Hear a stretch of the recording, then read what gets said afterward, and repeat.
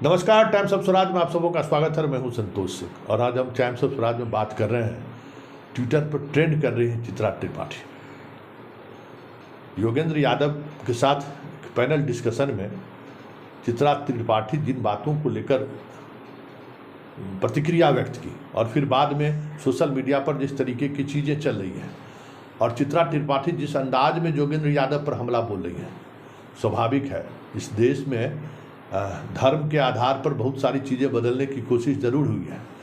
जाति को तोड़ने की कोशिश धर्म के आधार पर ज़रूर हुई है, लेकिन एक दायरे के बाद वो सारी चीज़ें खत्म हो जाती है और जाति इस देश का मूल है, जाति इस देश की आत्मा है, वो बातें सामने आनी शुरू हो जाती हैं। देख लीजिए चित्रा त्रिपाठी किस तरीके से ट्रॉल हो रही है और अब ट्रॉल की स्थिति ये हो गई है कि अब चित्रा त्रिपाठी को ये कहना पड़ रहा है कि हम महिला हैं। देखिए, एंकर के जब आप बन गई तो महिला और पुरुष की सीमा से आप बाहर हो गए और आप विक्टिम कार्ड खेल रही हैं, ये अब नहीं चलेगा। बड़ा सवाल ये है कि हम मीडिया वाले जिस तरीके से दास की तरह मोदी के सामने झुके रहते हैं, मोदी को ब्रांडिंग करने के लिए लगे रहते हैं। अभी तो सिर्फ डिबेट में जलील हो रहे हैं, आने वाले समय में पब्लिक डोमेन में तो आप जलील हैं ही। पब्लिक डोमेन में तो कई वर्षों से आप जलील आप निकल नहीं सकती हैं। अब आपके स्टूडियो में भी लोग पहुंचकर आपको जलील कर रहा है।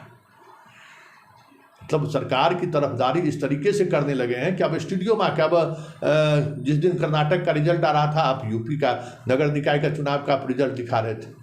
अंजना ओम कश्यप ने कहा कि अब आपको लगता है कि हम लोगों पर जो आरोप लगता है हमारा तो एग्जिट पोल सही हुआ। तो कांग्रेस के प्रवक्ता ने कह दिया कि आप स्क्रीन देखिए, कर्नाटक की जीत को आप यूपी के नगर निकाय के चुनाव के सहारे कमज़ोर करना चाहते हैं। ये समझ में नहीं आता है, यही आपका चरित्र है ना। अंजना ओम कश्यप रिएक्ट कर गई, लेकिन कैसे रिएक्ट करिए और कब तक रिएक्ट कीजिएगा? क्योंकि दुकानदारी जिस तरीके से चला रहे हैं हम, ये ऐसी दुकानदारी है कि अब बंद होने के कगार पर है। हम लोगों ने अपना सब कुछ बेच दिया है।